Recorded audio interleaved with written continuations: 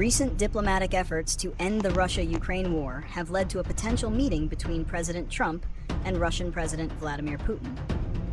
Following a highly productive meeting between a U.S. envoy and Putin in Moscow, the White House stated that Trump is open to meeting with both Putin and Ukrainian President Volodymyr Zelenskyy.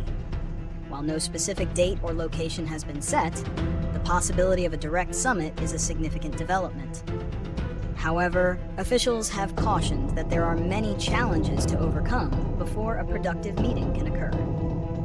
The diplomatic push comes as a U.S. deadline for Russia to show progress toward peace or face new economic penalties approaches. A potential meeting between President Trump and Russian President Putin is a direct result of ongoing diplomatic efforts to resolve the Russia-Ukraine war. The primary reason for the meeting is to broker a peace deal.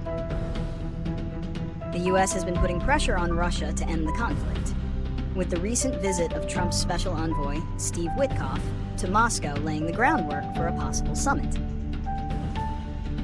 A key motivator is a looming U.S. deadline for Russia to demonstrate progress toward peace, or face new economic penalties, including tariffs on countries that continue to trade with Russia. Both sides, according to the White House and some Russian sources, have expressed interest in talks. However, the path to a successful summit remains challenging, with Secretary of State Marco Rubio noting that many impediments still exist, particularly concerning territorial claims. A meeting between Trump and Putin could lead to several outcomes, though a definitive resolution to the war is far from guaranteed. One potential consequence is that it could result in a temporary ceasefire, a limited air truce, or other minor concessions from Russia to avoid further U.S. sanctions. However, experts and officials have cautioned that such gestures might be more about optics than substance, as Russia's core demands and military objectives remain unchanged.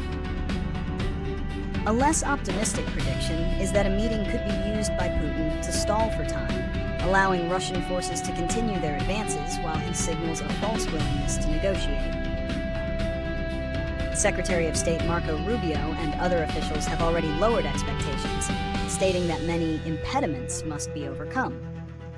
Ultimately, the success of the meeting will depend on whether Russia is willing to make meaningful concessions, a prospect that many analysts view with skepticism. Any resolution to the Russia-Ukraine war would likely involve a complex set of compromises. A key solution being discussed is a potential ceasefire, which could be a temporary measure to allow for more substantive talks. Another element would be a framework for a long-term peace agreement, which would need to address the contentious issues of territorial control and Ukraine's future security status. For a lasting peace, a solution might involve Ukraine adopting a neutral status, with international security guarantees that fall short of NATO membership. The disposition of territories currently occupied by Russia, such as Crimea and parts of eastern Ukraine, would be a major sticking point, potentially requiring a phased approach or a recognition of de facto control without formal sovereignty changes. A comprehensive plan would also need to include mechanisms for humanitarian aid, prisoner exchanges, and a path toward lifting economic sanctions on Russia in exchange for concrete steps toward peace.